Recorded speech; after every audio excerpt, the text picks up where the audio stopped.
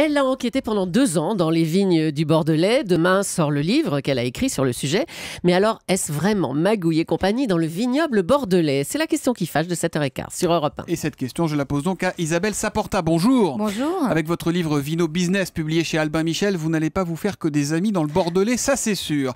Alors, qu'est-ce que vous avez découvert au fil de votre longue enquête, Isabelle? Écoutez que c'est un petit monde à part qui ne répond qu'à ses propres règles et on comprend pourquoi les châtelains n'ont pas tellement envie que les journalistes viennent mettre leur pied là-dedans et leur nez là-dedans, parce qu'effectivement on se rend compte qu'on est dans un petit monde fermé où les gens sont un peu jugés partis. En gros, ils font du vin le matin et l'après-midi ils siègent au comité où on décide qui fait partie de l'appellation d'origine contrôlée ou qui fait partie des classements. Voilà, les grands classements bordelais, c'est bizarre. Ceux qui font du vin qui décident en gros de dire si le vin est bon, c'est ça? Et en gros, c'est exactement ça. C'est eux qui décident si le vin est bon, qui décident qui est grand, qui est petit. Regardez, vous avez parlé tout à l'heure d'Olivier Cousin, par exemple, ce pauvre petit vigneron. C'était dans le journal de 6h30. Exactement. Il a mis Anjou sur une bouteille et il s'est fait taper sur les doigts à cause de ça. Shooté de son appellation d'origine contrôlée parce que justement, c'est un tout petit, un 100 grades et qu'on n'en veut plus, c'est tout.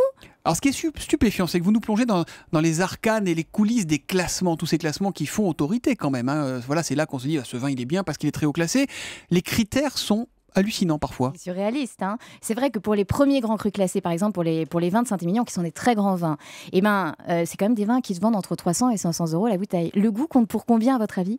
Pour 30% seulement. Dans le classement. Voilà. Donc pour les plus grands vins, c'est 30% seulement. Le reste, c'est quoi? C'est le parking visiteur, c'est la salle de séminaire, ou c'est le grand chai que vous avez fait faire par un architecte pour des millions d'euros. Et d'ailleurs... Attendez, ça veut dire on va dire qu'une bouteille est très bien classée parce que elle est bonne, ça c'est vrai, ça c'est un peu important, mais aussi parce que quand on va dans le château, il y a des places de parking, parce que quand on va dans le château, il y a une salle de séminaire. Oui, une bouteille à 300 euros, elle peut être classée alors qu'elle aura une note de dégustation de 6 sur 20.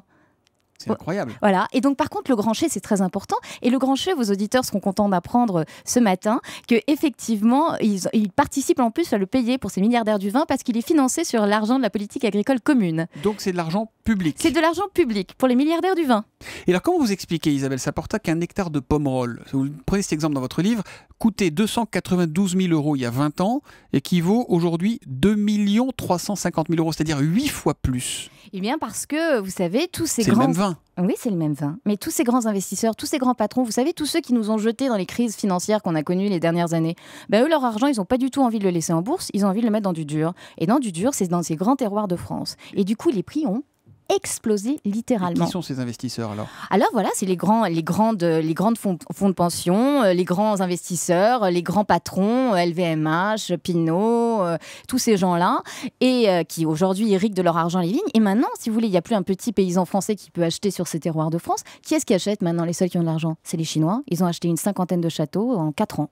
Est-ce que tout ça, Isabelle Saporta, ça doit nous faire douter sur la qualité des vins qu'on achète, sur le vrai rapport qualité-prix? En tout cas, Thomas, le vrai truc, c'est qu'aujourd'hui, on a fait une espèce de bulle spéculative. C'est-à-dire que les très grands vins français, aujourd'hui, qui ne sont plus achetés par les Français, parce que qui peut mettre 500 euros dans une bouteille, ne sont achetés que finalement pour spéculer par des riches apparatchiks asiatiques, chinois.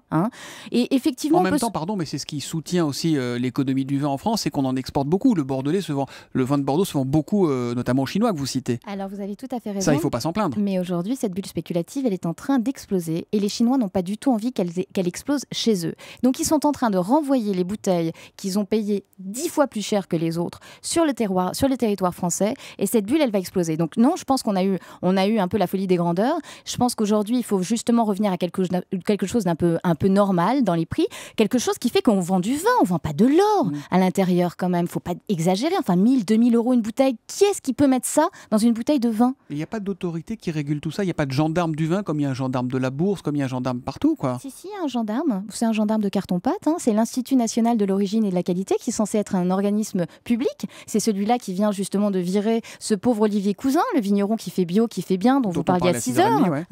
Et effectivement, qui aide tous ces grands châtelains à faire des classements qui leur plaisent et qui leur permettent, parce que ces grands châtelains, quand ils font les classements qui leur plaisent, ça leur permet de vendre leurs terres beaucoup plus cher. Parce que quand vous êtes un premier grand cru classé, vos terres. Elles font une petite plus-value de 200 millions d'euros. C'est pas mal au passage. Hein. Vous avez subi des pressions pendant cette enquête? Ça a été très dur et ça continue à l'être, je peux vous dire, parce que ça déplaît fortement ce que je dis.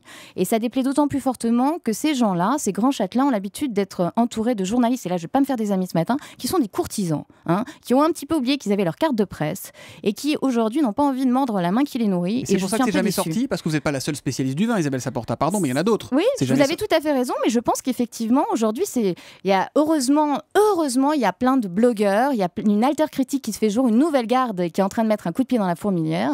Mais jusque-là, dis donc, je suis un peu déçue par nos grands critiques viticoles. Et ceux qui disent que vous êtes un peu dans l'outrance, vous leur répondez quoi? Que vous réglez des comptes? Je leur réponds que, en tout cas, je voudrais qu'ils me démontrent sur les faits plutôt que de m'agonir d'injures. Et j'aimerais qu'ils sortent un petit peu de la courtisanerie, qu'ils n'oublient pas que notre métier, c'est de porter la plume dans la plaie et de ne pas cirer les pompes. Hein. Comme disait Albert Londres. Merci Isabelle Saporta. Je rappelle le nom de ce livre donc, qui sort demain, Vino Business. C'est publié chez Albin Michel. Vous n'êtes pas payé par le lobby des Bourgognes? Je parle aussi des Bourgognes, mais c'est vrai qu'ils sont restés un peu plus paysans quand même. Hein. Merci à vous et bonne journée Isabelle Saporta. Europe 1.